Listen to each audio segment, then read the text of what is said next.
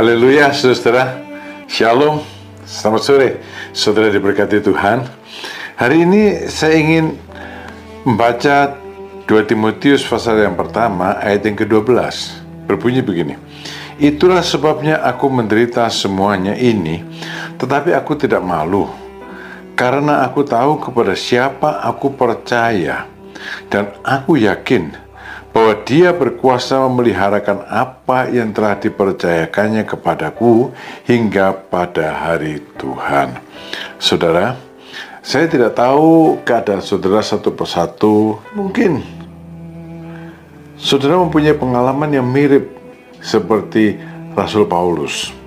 Pada waktu Paulus menulis surat ini kepada Timotius, Paulus memang sedang terpuruk. Dia ditangkap karena pekabaran Injil, karena pelayanannya. Terus sebabnya dia bilang, aku menderita semuanya ini tetapi aku tidak malu. Ya, dia adalah pemberita Injil, rasul dan guru. Dan sekarang karena dia ditangkap, pelayanannya ini dipertaruhkan pada satu kehancuran, kegagalan. Dalam keadaan terpuruk demikian, Rasul Paulus menghadapi dilema yang lebih sulit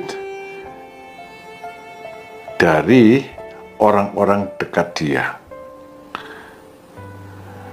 Dalam ayatnya yang ke-15, Rasul Paulus berkata pada Timotius, ya, engkau tahu bahwa semua mereka yang di daerah Asia Kecil berpaling daripadaku, termasuk Figelus dan Hermogenes. Bukan satu, bukan dua, semua mereka yang di daerah Asia Kecil. Dan itu ada banyak jemaat yang oleh Rasul Paulus didirikan di Asia Kecil. Semua berpaling daripadaku, termasuk Figelus dan Hermogenes. Tidak jelas siapa ini Figelus, siapa ini Hermogenes, tapi dengan disebutkannya dia termasuk Figelus dan Hermogenes, namanya kedua orang ini adalah orang yang semula menjadi pendukung kuat dari Rasul Paulus yang dapat diandalkan oleh Rasul Paulus. Nah, Rasul Paulus menghadapi dilema. Ya, pekerjaan, pelayanannya di ujung tanduk. Lalu, semua orang meninggalkan dia, kehilangan pendukung, bahkan dikhianati. Saudara, kemungkinan seperti ini kan bisa terjadi pada setiap orang kapan saja. Apa yang kita pegang sekarang ini, pekerjaan, karir, bisnis yang sedang kita pegang, sewaktu-waktu bisa di ujung tanduk. Dan semua yang kita pegang sekarang ini, itu kan butuh dukungan dari orang lain. Kita tidak bisa melakukan bisnis seorang diri tanpa orang yang mendukungnya. Pasti yang mendukungnya misalnya pemasok atau pelanggan. Kalau pemasok mogok, tidak mau mengirim barang, diembargo, kalau negara diembargo, ya. Lalu pelanggan meninggalkan, apa terjadi? Teman-teman dekat yang tadinya menjadi pendukung kuat sekarang meninggalkan, bahkan mungkin juga ada yang mengkhianati. Apa yang terjadi? Saudara, banyak orang menjadi patah dan pahit hati. Nah, perlu bagi kita memiliki sikap seperti Rasul Paulus. Sebab dia bilang di dalam ayat yang ke-12 yang tadi telah kita baca, tapi aku tidak malu meskipun aku diperhadapkan pada sepertinya kegagalan besar. Kenapa? Karena aku tahu kepada siapa aku percaya. Ini penting. Ya, aku tahu kepada siapa aku percaya. Tahukah saudara kepada siapa saudara percaya? Kenalkah dia?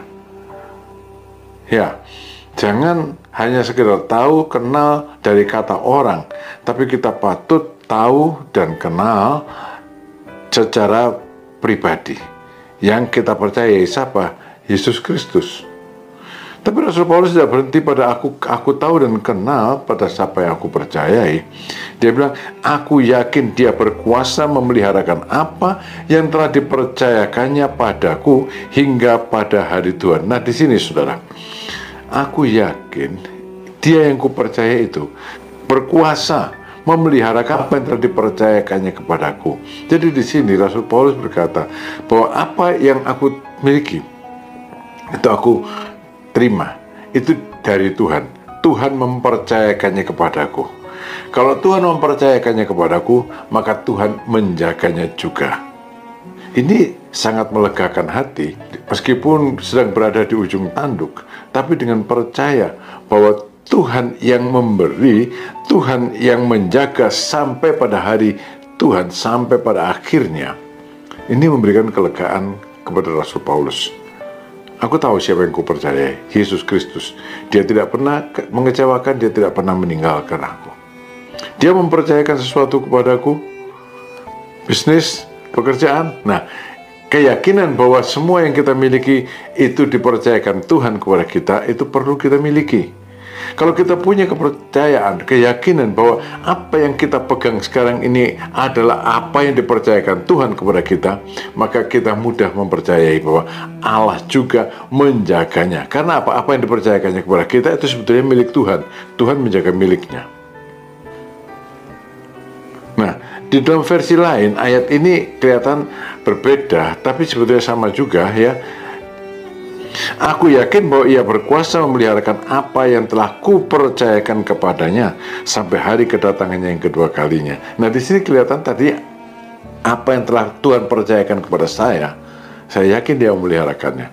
Tapi ada yang menerjemahkan, aku yakin bahwa Allah mampu memeliharakan apa yang kupercayakan kepadanya. Tapi sebetulnya kurang lebih sama juga.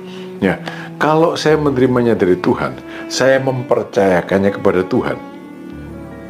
Dan saya mempercayakannya kepada Tuhan, maka aku yakin dia memeliharanya juga.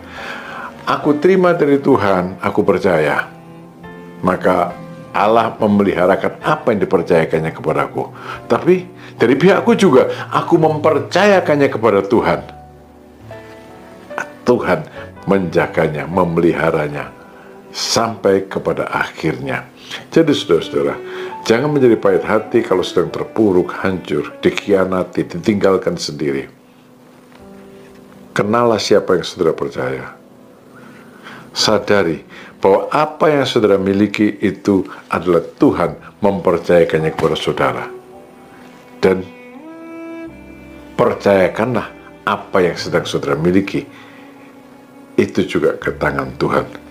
Tuhan menjaga sampai akhirnya. Dalam penjagaan Tuhan tidak satu pun akan binasa. Tuhan memberkati saudara. Amin.